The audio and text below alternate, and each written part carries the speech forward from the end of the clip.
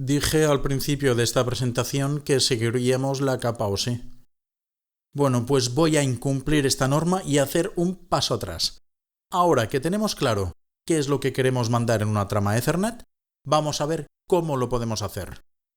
Para ello, retomo de nuevo la capa física, y así comentar cómo los bits son codificados en el medio eléctrico.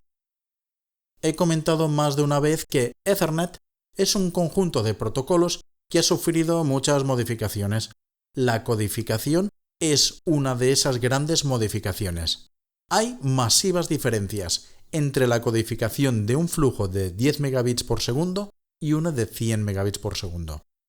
Empecemos primero por las transmisiones de 10 megabits.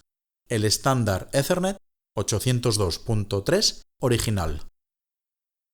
Estos flujos de datos se codifican siguiendo un método llamado codificación Manchester, en el que cada bit tiene una transición de dos niveles de voltaje. El 0 es representado por una transición de un nivel alto a uno bajo. El 1 es representado por una transición de voltajes de un nivel bajo a un nivel alto. Para que sea aceptada por el receptor, la diferencia de voltajes tiene que estar en el rango entre 350 milivoltios a 3,1 voltio. Y ofrece varias ventajas. Alta fiabilidad. Es una codificación autosincronizada, ya que en cada bit se puede obtener la señal de reloj, lo que hace posible una sincronización precisa de flujo de datos. La desventaja más grave es que consume el doble de ancho de banda que una transmisión asíncrona. Fijaos que si dos ceros o dos unos son mandados consecutivamente, en vez de producirse dos pulsos, uno por bit, requiere de 4 cambios de estado. O sea, que nuestra trama Ethernet, cuando se transmita con una tasa de 10 megabits por segundo, se codificará bit a bit, quedando los ceros como transiciones de un voltaje positivo a uno negativo y viceversa. El preámbulo, como mencioné, es una secuencia de 1010 alternado periódico de 8 octetos terminada con 11. Fijaos cómo la propia secuencia nos sirve como reloj de referencia para recuperar el sincronismo y así extraer los bits de la trama. Notad también cómo la secuencia de dos unos al final de estos octetos se representa como pulsos a doble frecuencia de la señal original. Está duplicando la frecuencia requerida para mandar los bits. Y esto hace inviable utilizar la codificación Manchester en tasas de bits superiores a 10 megabits por segundo. Veamos cómo lo hace el estándar Fast Ethernet 802.3U. En tasas de 100 megabits por segundo se usa una doble codificación, complicando un pelín el proceso. El primer paso es la codificación 4B/5B. Se trata de codificar cada 4 bits en una cadena de 5 bits. Sí, suena un poquito extraño. Cada 4 bits de información mandaremos 5. Esto significa que ampliamos el mensaje a transmitir de 16 posibles caracteres a 22. Pregunta: si por cada 4 bits de mensaje original tengo que mandar 5, ¿no estoy desaprovechando ancho de banda? Pues sí que estoy mandando más bits de los que estrictamente necesito, pero me da una ventaja genial, y es la de generar secuencias que no pertenecen al mensaje en sí y que puedo usar como señalización de la trama. Esta es la tabla de codificación 4B/5B. El mensaje se codifica usando los códigos de 0 a F, en hexadecimal. Luego, por el hecho de haber añadido un bit más cada 4, se generan 6 posibilidades extra, de caracteres del I al H. Estos caracteres especiales son usados para la señalización de las tramas. El código 5 unos seguidos, carácter I, en espera, del inglés idle. El carácter J junto K indican el inicio de la trama justo al empezar el preámbulo. T junto con R es fin de trama y H, que es error de transmisión. Añadiendo estos 6 caracteres nuevos a la transmisión, estamos indicando cuándo la trama empieza y termina, solucionando el problema de que en Ethernet 2 no hay una longitud de paquete marcada en los octetos de la propia trama. Así, cuando el enlace esté activo, pero no se estén transmitiendo ninguna trama por el canal, se mantiene el carácter I, en inglés idle, todo unos. En el momento que empezamos la transmisión de una trama, en flujo de 100 megabits por segundo, hay una modificación de la regla en el preámbulo. El primer octeto de los 8 se destina a la señalización de inicio de trama, la suma de J más K.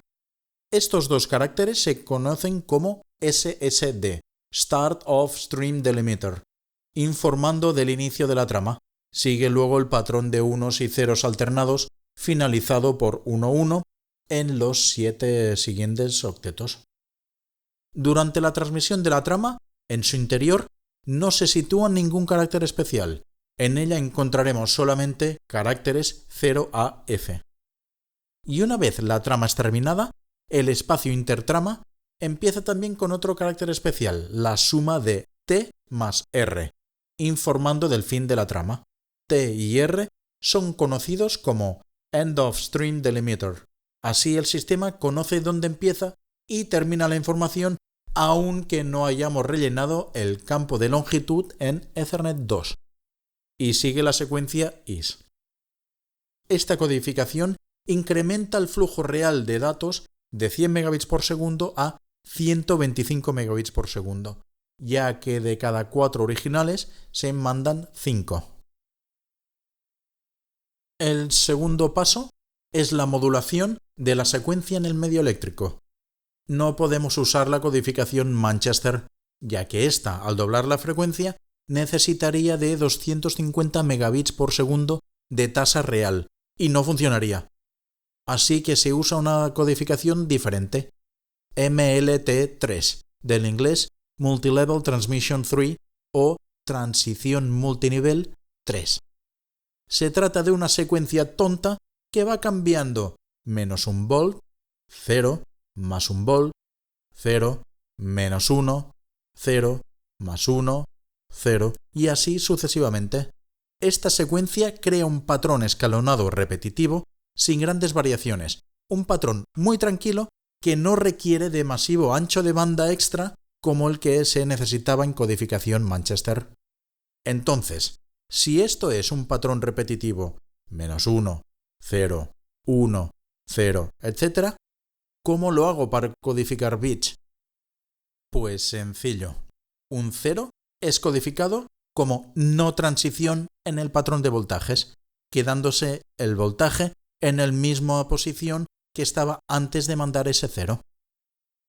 Un 1 es codificado como transición al siguiente estado del patrón de voltajes. Muestro aquí el resultado de codificar en MLT3 el mismo ejemplo que usé con la codificación Manchester. Solo cuando se codifica un 1 hay variación de señal.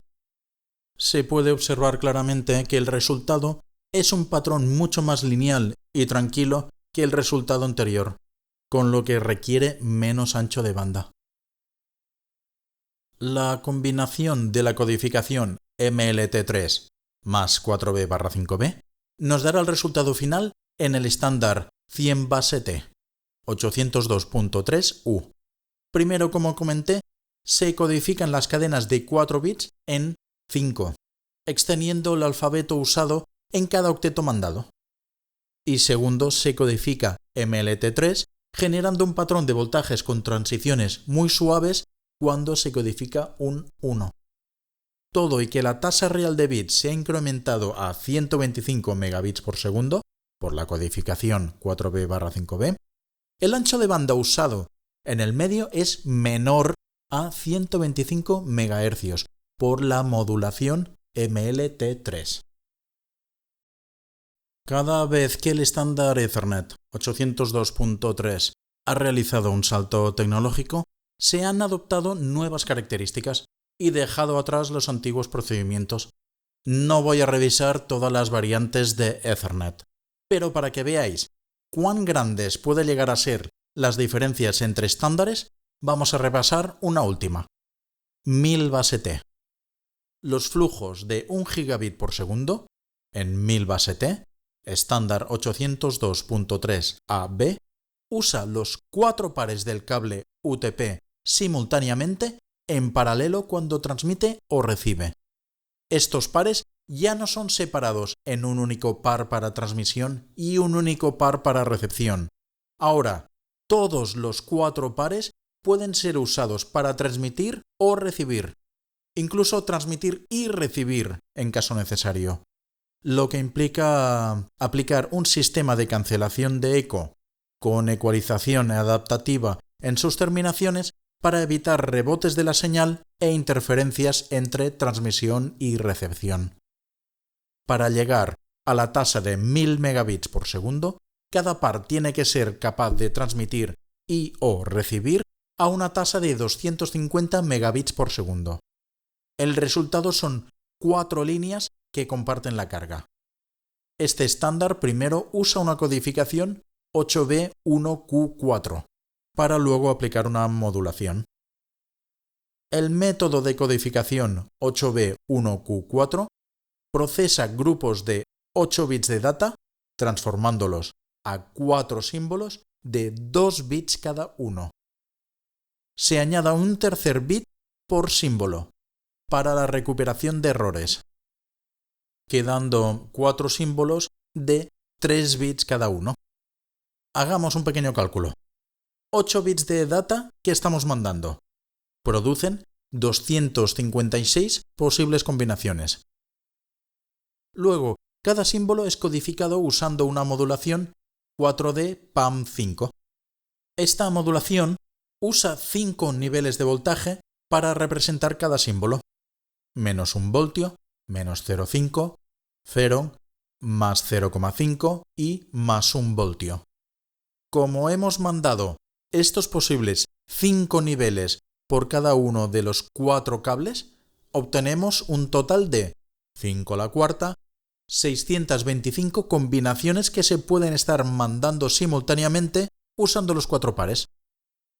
De estas, curiosamente, 512 son de data, las 256 que necesitábamos más un 100% de redundancia para corrección de errores.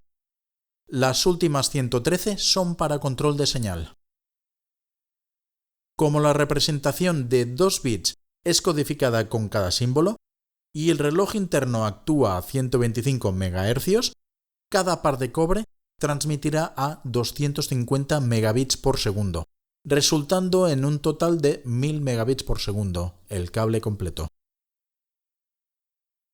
Esto sería un ejemplo de la señal circulante por cada uno de estos pares. 5 niveles, menos 2, menos 1, 0, más 1 y más 2, codificados en los valores de tensión, más 1, más 0,5, 0, menos 0,5 y menos 1 voltio. Cada uno de estos niveles es un símbolo que transportará 2 bits de data. Los 8 bits procesados en la codificación 8B1Q4 se reparten por los 4 pares, resultando un balance de 2 bits cada par y símbolo.